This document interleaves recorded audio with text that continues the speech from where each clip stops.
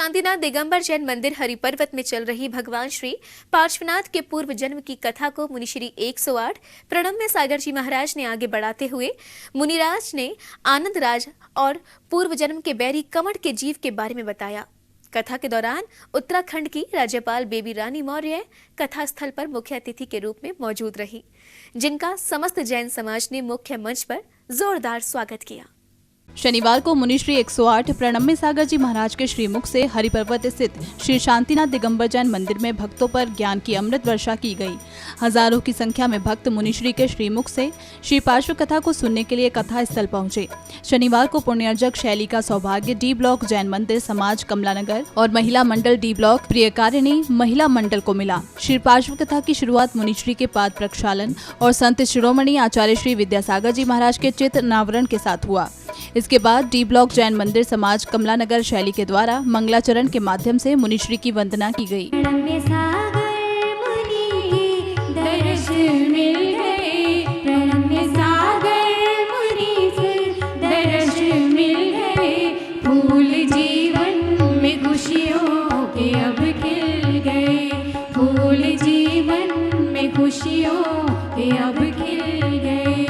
मुनिश्री 108 प्रणम्य सागर जी महाराज के श्रीमुख से भगवान श्री पार्श्वनाथ के चरित्र पर आधारित श्री पार्श्व कथा का सुंदर वर्णन मुनिश्री के श्रीमुख से किया जा रहा है। शनिवार को भी मुनिश्री आनंद महाराज की कथा में आगे की दिशा में बढ़ाते हुए मुनि जीवन के बारे में बताया, तो वही मरुभूमि के पूर्व जन्म के बैरी जीव कमट की कथा को भी आगे बढ़ाया।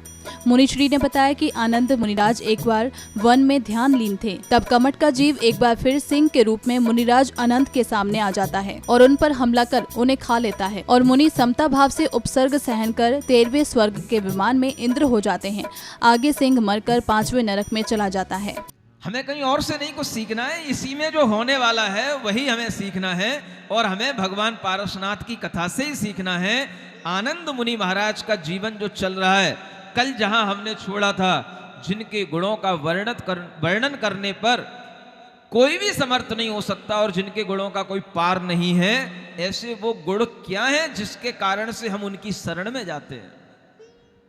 वो केवल पार्श्वनाथ भगवान के जीवन का ही गुण नहीं है, उनके और जन्म जन्मांतर तक भी जो वो साधु बनते रहे वो भी गुण हैं उनके, जिन गुणों की आराधना करके हमारे अंदर भी वो सामर्थ्य आ सकती है।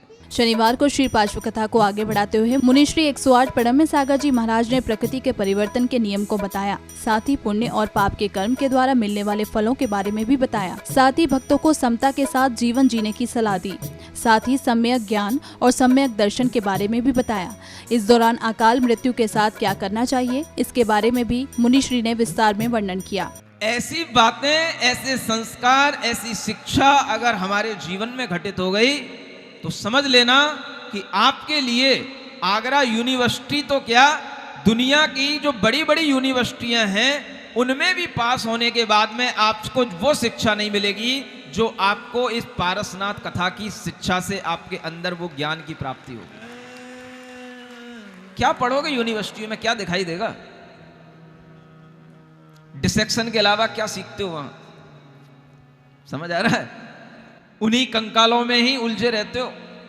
लेकिन रियल लाइफ में किसी भी तरीके का चैलेंज अगर हमारे सामने आता है और इस तरीके का चेंज हमारे सामने आता है तो हम उसको कितनी हिम्मत से एक्सेप्ट कर पाते हैं, ये हमें ऐसे महापुरुषों की कथा सुनने से ही प्राप्त होगा। बता दें कि शनिवार का दिन बेहद खास रहा। शनिवार को उत्तराखंड की राज्यपाल बेबी रानी मौर्य भी मुनिश्री के दर्शन के लिए एमटी जैन के श्री शांतिनाथ दिगंबर जैन मंदिर में बनाए गए कथा स्थल पर पहुंची। इस दौरान उन्होंने मुनिश्री 108 प्रणम्य सागर जी महाराज और मुनिश्री 108 चंद्र सागर जी महाराज का आशीर्वाद भी लिया।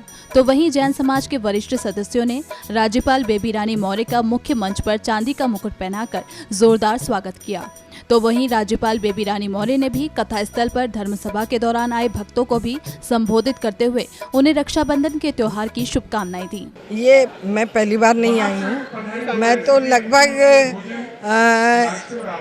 एक आध साल नहीं आती होंगी, आती रहती हूँ जब भी जैन समाज का जो भी कार्यक्रम होता है। और अभी चतुर्मास चल रहा है और हमारे जैन गुरु महाराज आगरा में पधारे हैं, ये बहुत सौभाग्य की बात है। और अगर उनकी दृष्टि आगरा पर पड़ गई तो ये आगरा जैसे कल्याणकारी हो जाएगा। लोगों के जो कोरोना है वो भी भाग जाएगा, जो काम रुके हुए हैं वो शुरू हो जाएंगे, जितने लोग भूख से बेचारे तड़प रहे हैं उनको रोटी मिल जाएगी, जिनके रोजगार है, छोटे छोटे जो काम करने वाले उन्हें भी मिलेगा।